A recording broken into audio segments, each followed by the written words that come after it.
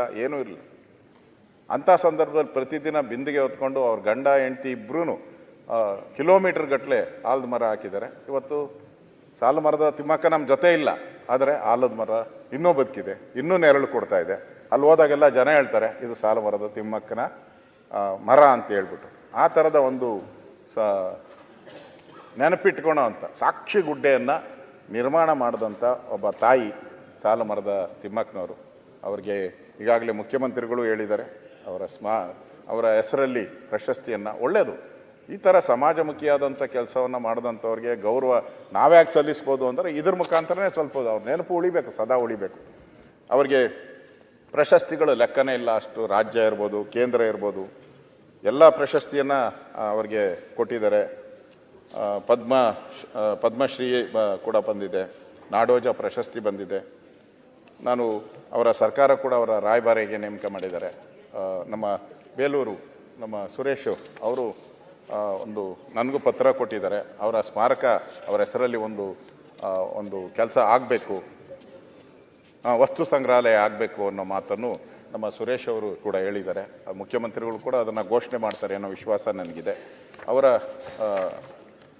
ಅವರ ಕುಟುಂಬ ಅಂತ ಹೇಳಿದ್ರೆ ನಾನು ಅವ್ರ ಕುಟುಂಬದವ್ರಿಗೆ ಏನು ಸಲ್ಸೋಕ್ಕಾಗಲ್ಲ. ನಾನು ಅವ್ರ ಕುಟುಂಬ ಅಂದರೆ ಇಡೀ ಕರ್ನಾಟಕ ಅವ್ರ ಕುಟುಂಬ. ಕರ್ನಾಟಕದ ಜನ ಎಲ್ಲನೂ ಕೂಡ ದುಃಖ ವ್ಯಕ್ತ ಮಾಡಿದ್ದಾರೆ. ಅವರ ಅಭಿಮಾನಿಗಳಿಗೆ ನನ್ನ ಸಂತಾಪವನ್ನು ನಾನು ಸೂಚನೆ ಮಾಡ್ತಾ ಇದ್ದೀನಿ. ಇನ್ನು ಎಸ್ ಎಲ್ ಭೈರಪ್ಪನವರು ಭಾಳ ಸಾಹಿತ್ಯ ಲೋಕದಲ್ಲಿ ಅವ್ರನ್ನ ಭಾಳ ದೊಡ್ಡ ಹೆಸರು ಅವ್ರದ್ದು.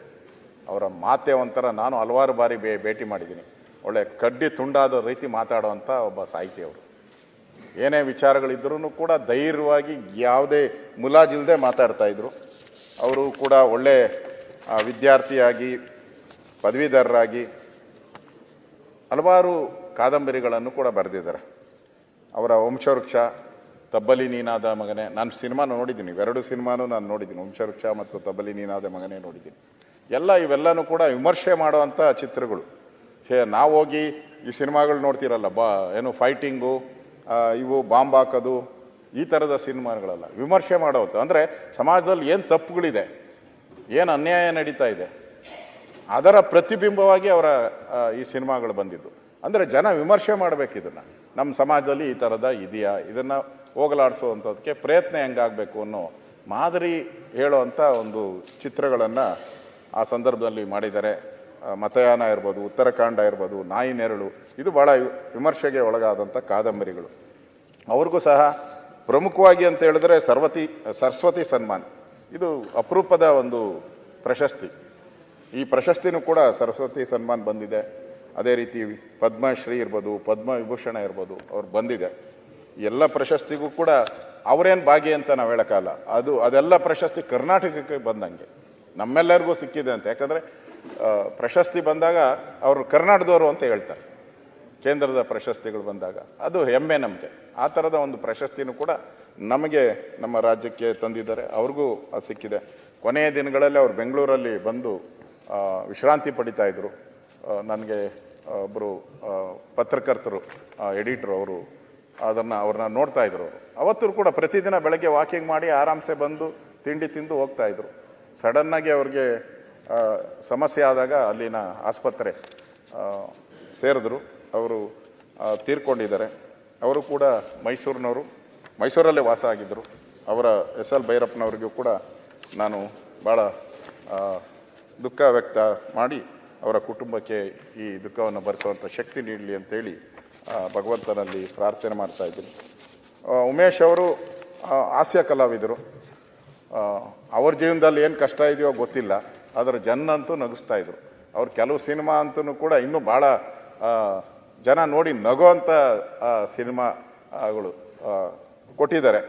ಭಾಳಷ್ಟು ಪ್ರಶಸ್ತಿಗಳು ಕೂಡ ಬಂದಿದೆ ಅವರಿಗೆ. 700ಕ್ಕೂ ಹೆಚ್ಚು ಚಿತ್ರಗಳಲ್ಲಿ ಭಾಗಿಯಾಗಿದ್ದಾರೆ. ಸೊ ಒಬ್ಬ ನಗಿಸುವಂಥ ಕಲಾವಿದ, ಚಲನಚಿತ್ರರಂಗದಲ್ಲಿ ಒಳ್ಳೆಯ ಹೆಸರನ್ನು ಮಾಡಿದ್ದಾರೆ. ಸೊ ಅವರು ಕೂಡ 30/11/2025 ನಿಧನರಾಗಿದ್ದಾರೆ. ಇವರೆಲ್ಲ ಕುಟುಂಬಕ್ಕೂ ನಾನು ಕೂಡ, ಯಾರ್ಯಾರು ಇವತ್ತು ನಾವು ಸಂತಾಪ ಸೂಚನೆಯನ್ನು ಕೊಡ್ತಾ ಇದ್ದೀರಿ, ಅವರೆಲ್ಲ ಕುಟುಂಬಕ್ಕೂ ಅವರು ಮಾಡಿರೋವಂಥ ಸೇವೆ, ಕರ್ನಾಟಕಕ್ಕೆ ಮಾಡಿರೋವಂಥ ಸೇವೆ, ಅವರ ಸೇವೆಯನ್ನು ನಾವೆಲ್ಲರೂ ಕೂಡ ನೆನಪು ಮಾಡ್ಕೊಳ್ಳೋಣ. ಸಾಧ್ಯ ಆದರೆ ಸರ್ಕಾರನೂ ಕೂಡ ಅವರಿಗೆ ಅವರ ಹೆಸರು ಉಳಿಯೋ ರೀತಿ ಮಾಡುವಂಥ ಪ್ರಯತ್ನವನ್ನು ಕೂಡ ಸರ್ಕಾರನೂ ಕೂಡ ಮಾಡಲಿ ಅನ್ನೋ ಮಾತನ್ನು ಹೇಳಿ ನಿರ್ಣಯಕ್ಕೆ ನನ್ನ ಬೆಂಬಲವನ್ನು ಸೂಚಿಸಿ ನಾನು ಮಾತು ಮುಗಿಸ್ತಾ ಇದ್ದೀನಿ. ಧನ್ಯವಾದ.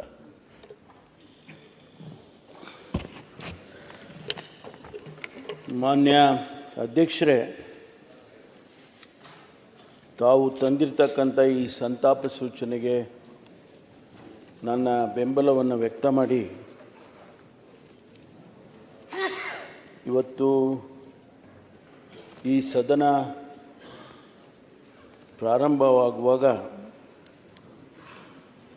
ನನಗನ್ನಿಸ್ತು, ಕಳೆದ ಸದನದಲ್ಲಿ ಅಧಿವೇಶನದಲ್ಲಿ ಸನ್ಮಾನ್ಯ ಮೇಟಿಯವರು ನಮ್ಮ ಜೊತೆಯಲ್ಲಿದ್ದರು, ಅಧಿವೇಶನದಲ್ಲಿ ಕೂಡ ಭಾಗವಹಿಸಿದರು. ಒಬ್ಬ ಸಾಮಾನ್ಯ ಕುಟುಂಬದಿಂದ ಬಂದಂಥ ವ್ಯಕ್ತಿ ಯಾವ ರೀತಿ ಸಮಾಜ ಸೇವೆಯಲ್ಲಿ ಮೇಲಕ್ಕೆ ಬರ್ಬೋದು ಅನ್ನೋದರ ಒಂದು ನಿದರ್ಶನ ಮೇಟಿಯವರು ಅಂತೇಳಿ ನಾನು ಅಂದ್ಕೊಳ್ತೇನೆ. ಒಂದು ರೈತರ ಕುಟುಂಬದಿಂದ ಬಂದು, ಸಾಮಾನ್ಯ ಕುಟುಂಬ, ಅವರೇನು ಅನುಕೂಲಸ್ಥರು ಅಂತ ಹೇಳಿ ನಾನು ಅಂದ್ಕೊಳ್ಳೋದಿಲ್ಲ.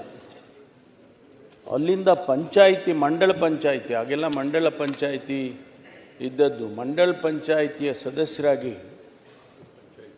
ಮಂಡಳ ಪಂಚಾಯಿತಿ ಅಲ್ಲಿಂದ ಲೋಕಸಭೆಗೆ ಹೋಗ್ತಾರೆ. ಒಬ್ಬ ಪ್ರಜಾಪ್ರಭುತ್ವದ ವಿಶೇಷತೆ ಏನು ಅಂತೇಳಿದರೆ, ಒಬ್ಬ ಸಾಮಾನ್ಯ ಮನುಷ್ಯ ಕೂಡ ಎಲ್ಲಿಯವರೆಗೂ ಹೋಗ್ಬೋದು, ಪಾರ್ಲಿಮೆಂಟಲ್ಲಿ ಲೋಕಸಭೆಯಲ್ಲಿ ಸದಸ್ಯನಾಗ್ಬೋದು ಅನ್ನೋದಕ್ಕೆ, ಪ್ರಜಾಪ್ರಭುತ್ವದ ಅವಕಾಶಗಳು ಹೇಗೆ ಅನ್ನೋದಕ್ಕೆ ಇದು ನಿದರ್ಶನ. ಇದು ಮೇಟಿಯವರು ನನಗೆ ವೈಯಕ್ತಿಕವಾಗಿ ಭಾಳ ಆತ್ಮೀಯ ಸ್ನೇಹಿತರು. ಅವರು ನಾವು ಬಂದಂಥ ಸಂದರ್ಭದಲ್ಲೇ 89ರಲ್ಲಿ ನಾನು ಮೊದಲನೇ ಬಾರಿಗೆ ಶಾಸಕನಾಗಿದ್ದು, ಅದೇ ಸಂದರ್ಭದಲ್ಲೇ ಅವರು ಕೂಡ ಶಾಸಕರಾಗಿ ಬಂದರು. ಬಹಳ ಸರಳವಾದಂಥ ವ್ಯಕ್ತಿ. ಒಂದು ದಿವಸ ಅವರು ಗಡ್ಸಾಗಿ ಮಾತಾಡಿದ್ದು ನೋಡಿಲ್ಲ ನಾನು. ಒಬ್ಬ ಸಜ್ಜನ. ಮಾನ್ಯ ಮುಖ್ಯಮಂತ್ರಿಗಳು ಹೇಳುವಾಗ ಲಾಯಲ್ಟಿ ಬಗ್ಗೆ ತಾವು ಹೇಳಿದ್ರಿ. ಬಹುಶಃ ಮಾನ್ಯ ಮುಖ್ಯಮಂತ್ರಿಗಳಿಗೆ, ಸಿದ್ದರಾಮಯ್ಯನವರಿಗೆ ಇನ್ನೊಬ್ಬ ಲಾಯಲ್ ಆಗಿದ್ದಂಥ ವ್ಯಕ್ತಿ ಇರಲಿಕ್ಕೆ ಸಾಧ್ಯ ಇಲ್ಲ. ಅಷ್ಟು ಲಾಯಲ್. ಅವ್ರಿಗೆ ಗೆರೆ ಹಿಂಗೆ ಹಾಕಿದರೆ ಅದು ದಾಟ್ತಾ ಇರಲಿಲ್ಲ ಅಂತಕ್ಕಂಥದ್ದು. ನನಗೆ 2013ರಲ್ಲಿ ನಾನು ಪ್ರದೇಶ ಕಾಂಗ್ರೆಸ್ ಸಮಿತಿ ಅಧ್ಯಕ್ಷನಿದ್ದೆ. ಮಾನ್ಯ ನಾಯಕರು ಅವತ್ತು ನಮ್ಮ CLP ನಾಯಕರಿದ್ದರು. ನಾವು ಪ್ರತಿ ಕ್ಷೇತ್ರಕ್ಕೂ ಚುನಾವಣೆಯ ಪ್ರಚಾರಕ್ಕೆ ಹೋಗ್ತಾ ಇದ್ದೆವು.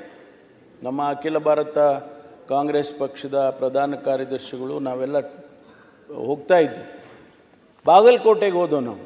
ಬಹುಶಃ ಸಂಜೆ 7 ಗಂಟೆ ಆಗಿತ್ತು. ಯಾವ ಕ್ಷೇತ್ರಗಳಲ್ಲೂ ಕೂಡ ನಾವು ಅಭ್ಯರ್ಥಿಯನ್ನು ಪ್ರಕಟಣೆ ಮಾಡ್ತಿರಲಿಲ್ಲ. ಆದರೆ ಬಾಗಲಕೋಟೆಯಲ್ಲಿ ಮಾನ್ಯ CLP ನಾಯಕರು ಅವತ್ತು ಮೇಟಿಯವರಿಗೆ ಟಿಕೆಟ್ ಕೊಡ್ತೀವಿ ಅಂತೇಳಿ ಅನೌನ್ಸ್ ಮಾಡಿಬಿಟ್ಟು. ಅಂದರೆ ಲಾಯಲ್ಟಿ ಬಗ್ಗೆ ನಾನು ಹೇಳ್ತೇನೆ. ಅಷ್ಟು ಪ್ರಾಮಾಣಿಕವಾದಂಥ ಒಬ್ಬ ವ್ಯಕ್ತಿ ಬಹುಶಃ ಇನ್ನೊಬ್ಬರು ನಮಗೆ ಕಾಣ್ತಿಲ್ಲ ಅನ್ನುವಂಥದ್ದು. ಅವರು 89ರಲ್ಲಿ ಶಾಸಕರಾಗಿ, 96ರಲ್ಲಿ ಲೋಕಸಭಾ ಸದಸ್ಯರಾಗಿ, ಸಚಿವರಾಗಿ ಭಾಳ ಪ್ರಾಮಾಣಿಕವಾಗಿ ಕೆಲಸವನ್ನು ಮಾಡಿದಂಥವರು ಅಂಥೇಳಿ ನಾನು ಭಾವಿಸ್ತೇನೆ. ಮತ್ತು ಅವರ ಆತ್ಮಕ್ಕೆ ಶಾಂತಿಯನ್ನು ಈ ಸಂದರ್ಭದಲ್ಲಿ ಕೋರ್ತೇನೆ. ಮತ್ತು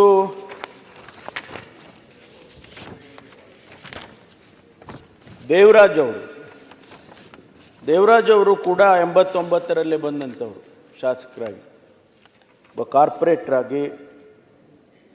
ಭಾಳ ಸಾಮಾನ್ಯ ಕುಟುಂಬ ಅವರದ್ದು ಕೂಡ. ಅವರು ಈ ಹೂವನ್ನು ಮಾರ್ತಾರಲ್ಲ, ವ್ಯಾಪಾರಸ್ಥರು, ಹೂವಿನ ವ್ಯಾಪಾರಸ್ಥರಾಗಿ ಆ ಸಿಟಿ ಮಾರ್ಕೆಟ್ನಲ್ಲೇ ಅವ್ರದ್ದು ಕಾರ್ಯವ್ಯಾಪ್ತಿ ಅಲ್ಲೇ. ಅಲ್ಲಿಂದ ಶಾಸಕನಾಗಿ ಬಂದು, ಅದು ಬೆಂಗಳೂರು ಪಟ್ಟಣದಲ್ಲಿ ಹಿಂದುಳಿದ ಸಮುದಾಯದಿಂದ ಬಂದಂಥವರು ಶಾಸಕರಾಗೋದು ಭಾಳ ಕಷ್ಟ. ಅವರು ಶಾಸಕರಾಗಿ ಬಂದು ಜನಮನ್ನಣೆಯನ್ನು ಗಳಿಸಿದರು. ಆ ಏರಿಯಾದಲ್ಲಿ ಅಶೋಕ್ ಅವರು ಹೇಳಿದಾಗೆ ಒಂದು 2-3 ಕಾರ್ಪೊರೇಷನ್ ಲಿಮಿಟ್ಸಲ್ಲಿ ಅವ್ರು ಏನು ಹೇಳಿದರೆ ಅದೇ ನಡಿಬೇಕು. ಅಂದರೆ ಅಷ್ಟು ಜನಮನ್ನಣೆಯನ್ನು ಗಳಿಸಿದಂಥ ವ್ಯಕ್ತಿ ದೇವರಾಜ್ ಅವರು. ನನಗೆ ಭಾಳ ಆತ್ಮೀಯ ಸ್ನೇಹಿತರು. ಅವ್ರು ನನಗೆ ಯಾವಾಗಲೂ ಮನೆಗೆ ಬಂದಾಗೆಲ್ಲ ಹೇಳೋರು, ಅಣ್ಣ ನೀನು ಹಿಂಗಾಗಬೇಕು ಹಂಗಾಗಬೇಕು ಅಂತಕ್ಕಂಥ ಮಾತುಗಳನ್ನು ಹೇಳೋರು. ನಮ್ಮ ಜೊತೆಯಲ್ಲಿ ಭಾಳ ಆತ್ಮೀಯ. ಹೆಚ್ಚಿನ ವಿಡಿಯೋಗಳಿಗೆ ಪ್ರತಿಧ್ವನಿ ಯೂಟ್ಯೂಬ್ ಚಾನೆಲ್ ಸಬ್ಸ್ಕ್ರೈಬ್ ಮಾಡಿ, ಬೆಲ್ ಐಕಾನ್ ಕ್ಲಿಕ್ ಮಾಡಿ.